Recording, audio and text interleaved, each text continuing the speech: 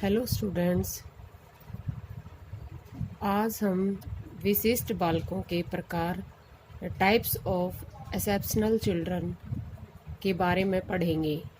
यानी जो विशिष्ट बालक हैं उनको कितनी कैटेगरी में डिवाइड किया गया है।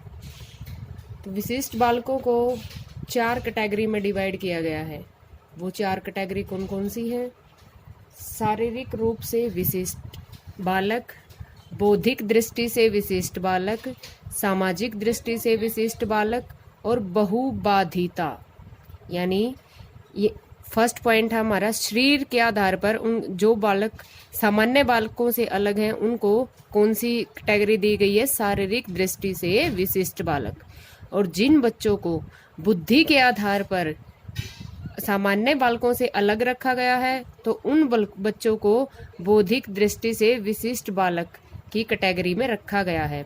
और जो बच्चे सामाजिक दृष्टि यानी अपने सामाजिक व्यवहार के कारण सामान्य बालकों से अलग हैं तो उनको सामाजिक दृष्टि से विशिष्ट बालकों की श्रेणी में रखा गया है।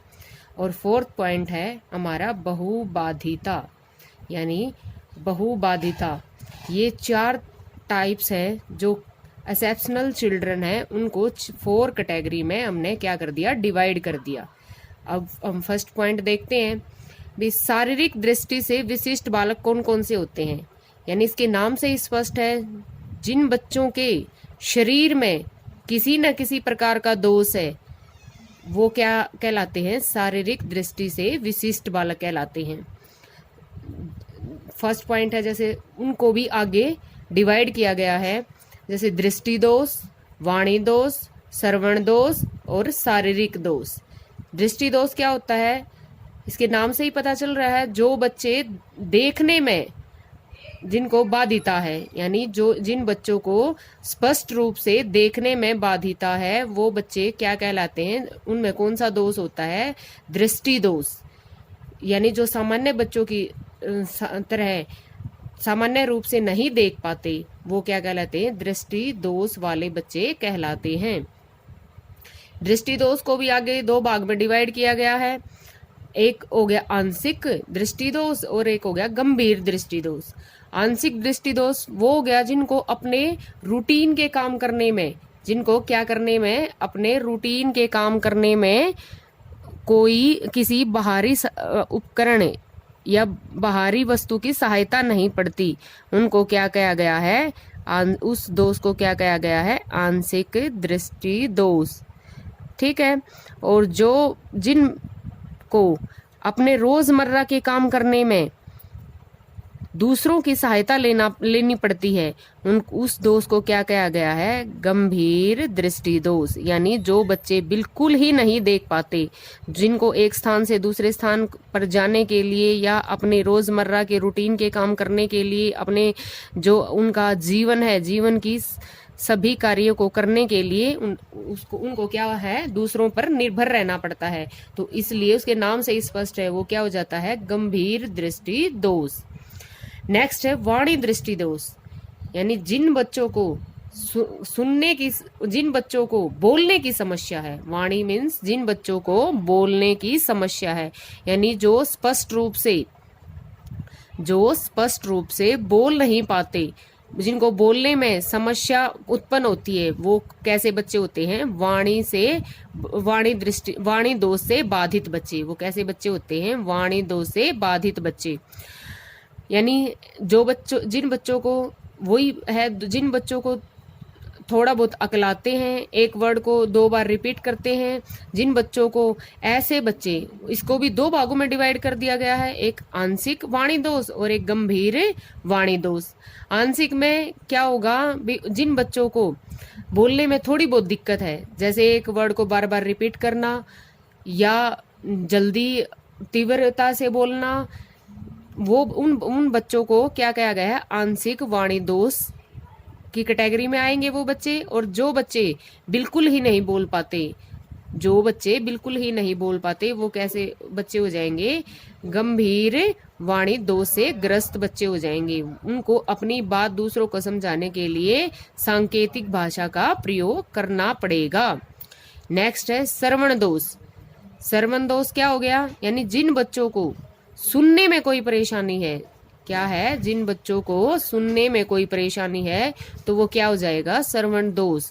उन बच्चों को सही ढंग से सुन नहीं पाता, तो इसके लिए इसको भी दो भागों में डिवाइड किया गया है, यानी जो बच्चे थोड़े ऊंचे वॉल्यूम बोलने से सुन पाते हैं, या जो बच्चे ऊंचा वॉल्यूम होने पर सुन पाते हैं, या जो बच्चे किसी मशीन की सहायता से, जो उपकरण आए हुए हैं सुनने के लिए, उनकी सहायता से सुन पाते हैं, वो क्या हो जाते हैं, आंशिक श्रवण दोष की कैटेगरी में आ जाएंगे। लेकिन जो बच्चे बिल्कुल ही नहीं सुन पाते, जिनकी सुनने की अक्षमता बिल्कुल भी नहीं है, वो बच्चे किस में आ जाएंगे, गंभीर श्रवण दोष के अंदर।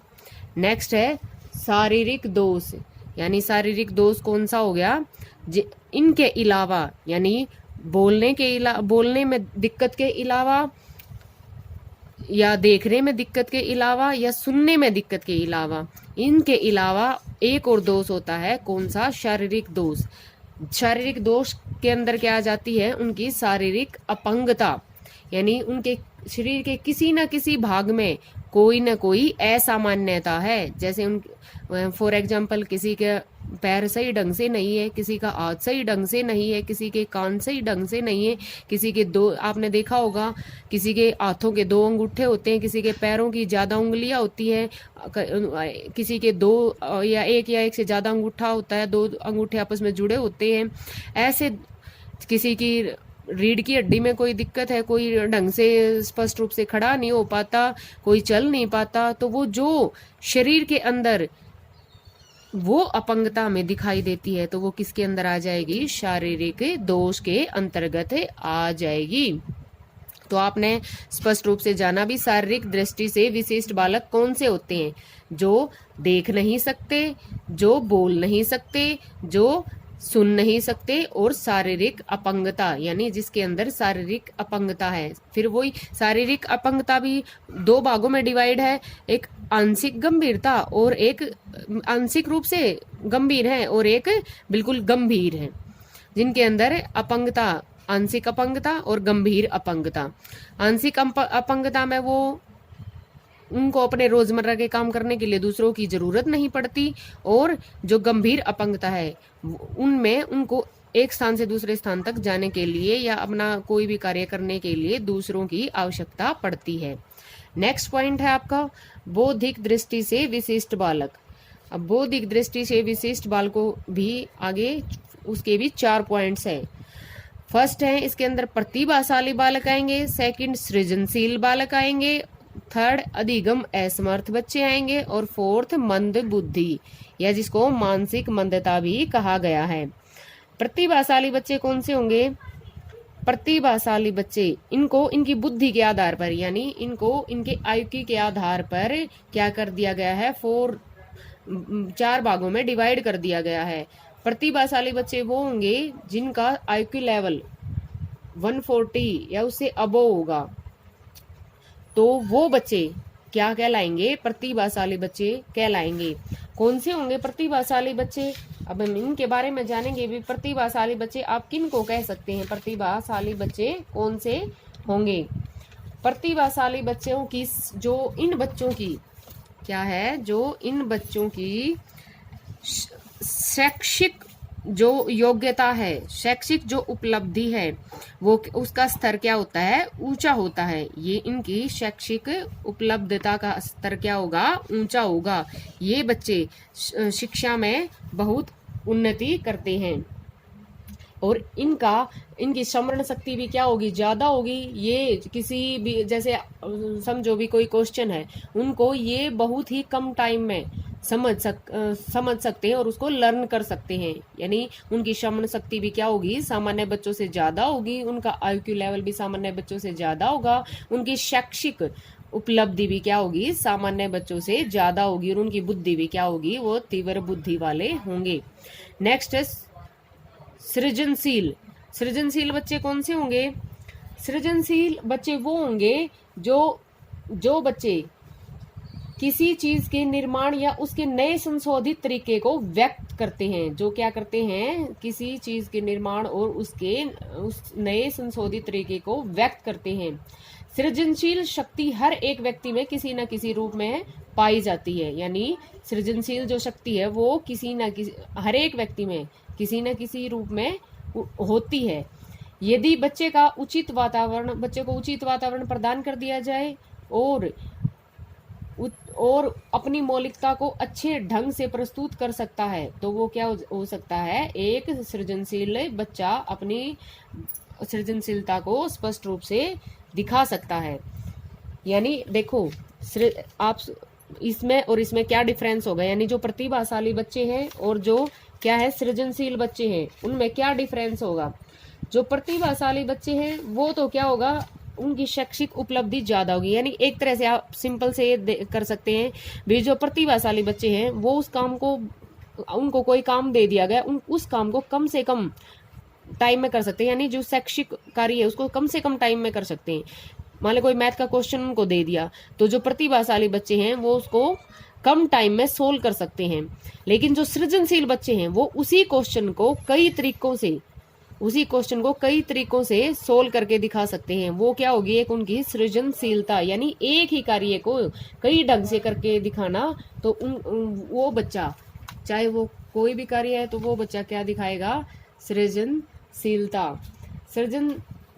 सृजनात्मक जो व्यक्ति होगा वो एक कार्य को कई ढंग से करके दिखा सकता है। तो ये प्रतिभाशाली बच्चे और सृजनशील बच्चे में क्या हो गया, डिफरेंस हो गया। और इनका IQ लेवल भी 120 से 140 के बीच में होता है। नेक्स्ट है अधिगम असमर्थ बच्चे, यानी अधिगम, अब आ गया अधिगम असमर्थ बच्चे।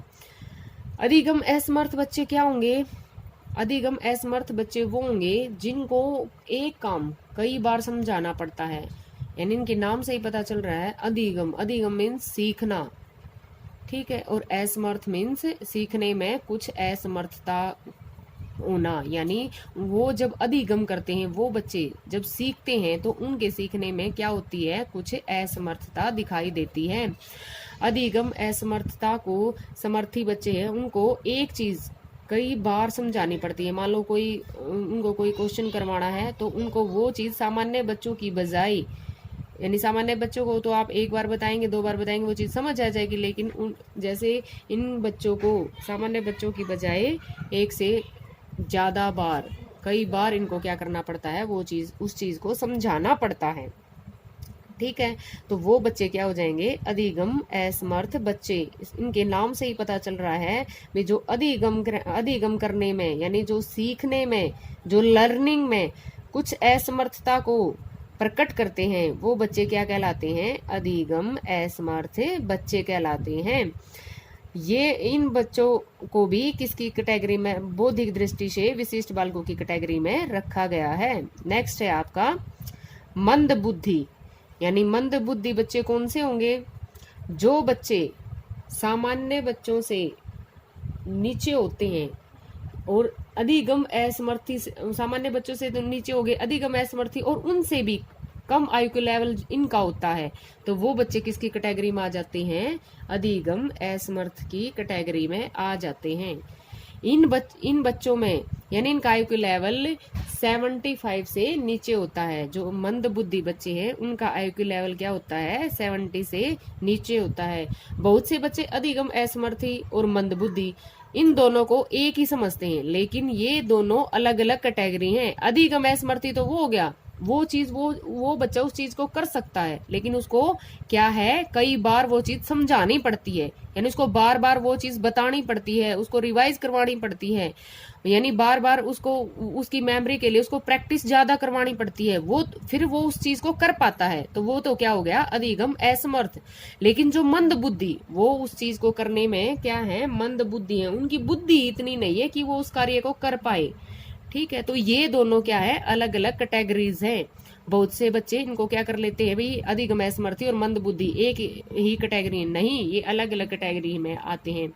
तो अधिगम असमर्थी आप समझ गए हैं भी, उनको बार बार प्रैक्टिस करवाने के बाद वो उस कार्य को कर सकते हैं। लेकिन जो मंद बुद्धि बच्चे हैं उनके पास उतना IQ ही नहीं है कि वो उस कार्य को उनको जो कार्य दिया गया है उसको पूर्ण कर पाए, और इनका IQ इनका आईक्यू लेवल क्या होता है 75 से कम होता है। और इनको भी आगे 3 कैटेगरी में डिवाइड किया गया है, मूर्ख, मूड और जड़ बुद्धि। यानी मूर्ख क्या है कि वो थोड़ा बहुत पढ़ने लिखने में समर्थ होते हैं, उनको थोड़ा बहुत पढ़ाया जा सकता है, वो अपने रोजमर्रा के कार्य कर सकते हैं, उनको कोई हस्त कार्य सिखाया जाए तो वो उसको सीख सकते हैं, उसके साथ अपने रोजमर्रा अपनी जो जीवन के लिए रोजगार कमा सकते हैं। इसके बाद आ गया मूड बुद्धि। मूड बुद्धि क्या है भी, वो अपने सिर्फ वो कोई रोजगार नहीं कर सकते, वो सिर्फ अपने रोजमर्रा के काम उनको टाइम पर बताया जाए तो वो कर सकते हैं। लेकिन जड़ बुद्धि बिल्कुल ही नीचे आ जाता है, उनका आईक्यू लेवल बिल्कुल ही 0 होता है। तो वो बच्चे क्या है, वो प्रत्येक कार्य के लिए, अपने रोजमर्रा के प्रत्येक कार्य के लिए भी क्या होता है, दूसरों पर डिपेंड होते हैं। तो आज इन 4 कैटेगरी में से आज 2 कैटेगरी पढ़ी है हमने। हम नेक्स्ट क्लास में पढ़ेंगे तो आपको अच्छे से समझ आ गया होगा भी शारीरिक दृष्टि से विशिष्ट बालक और बौद्धिक दृष्टि से विशिष्ट बालक। यानी शारीरिक से क्या क्या हो गया, दृष्टि दोष, वाणी दोष, श्रवण दोष और शारीरिक अपंगता या शारीरिक दोष। ठीक है, ये देखने में असमर्थ है, ये सुनने में असमर्थ, बोलने में असमर्थ है, ये सुनने में असमर्थ है, और ये क्या है, ये अपने शारीरिक दोष के कारण उनके अंदर कोई ना कोई शारीरिक दोष होता है। बौद्धिक दृष्टि में क्या हो गया, बौद्धिक दृष्टि से विशिष्ट बालक, ये क्या है, प्रतिभाशाली बच्चे हैं, यानी ये भी क्या होते हैं, विशिष्ट बालक की कैटेगरी में आते हैं। सृजनशील बच्चे, ये भी किस में आते हैं, विशिष्ट कैटेगरी के अंदर आते हैं। और अधिगम असमर्थ बच्चे, ये भी विशिष्ट कैटेगरी के अंदर आते हैं। और मंदबुद्धि बच्चे, तो ये भी विशिष्ट, यानी जो भी अपने गुणों के कारण, जो भी अपने किसी न किसी गुण के कारण सामान्य से क्या होता है, अलग होता है, वो सब बच्चे किस में आ जाते हैं, विशिष्ट बच्चों की कैटेगरी में आ जाते हैं। आपकी जब ये आपकी चारों, आपका विशिष्ट बालक क्या होते हैं, सामान्य और विशिष्ट बालक में क्या अंतर है, ये टॉपिक आपका हो चुका है। और आज हमने कैटेगरी पढ़ी है। आपका ये कैटेगरी पढ़ने के बाद फर्स्ट यूनिट है, जो इंक्लूसिव एजुकेशन की फर्स्ट यूनिट है, वो आपकी यूनिट कंप्लीट हो जाएगी। आपको ये क्वेश्चन है वो अपनी बुक्स में से डिटेल से पढ़ना है, मैंने आपको बता दिया है। और फिर आपको ये अपनी बुक में से डिटेल स्टडी करनी है। इनको अलग अलग बताया गया है, जैसे दृष्टिबाधित के लिए अलग से बताया गया है, वाणी बाधित का अलग क्वेश्चन बनाया गया है, श्रवण दोष का अलग क्वेश्चन बनाया गया है, और शारीरिक अपंगता का अलग क्वेश्चन बनाया गया है। और ऐसे ही बौद्धिक दृष्टि से विशिष्ट बच्चों का अलग क्वेश्चन बनाया गया है। आशा है कि आपको समझ आ गया होगा। सो नेक्स्ट 2 पॉइंट्स हैं, वो हम क्या करेंगे, नेक्स्ट क्लास में पढ़ेंगे। Thank you.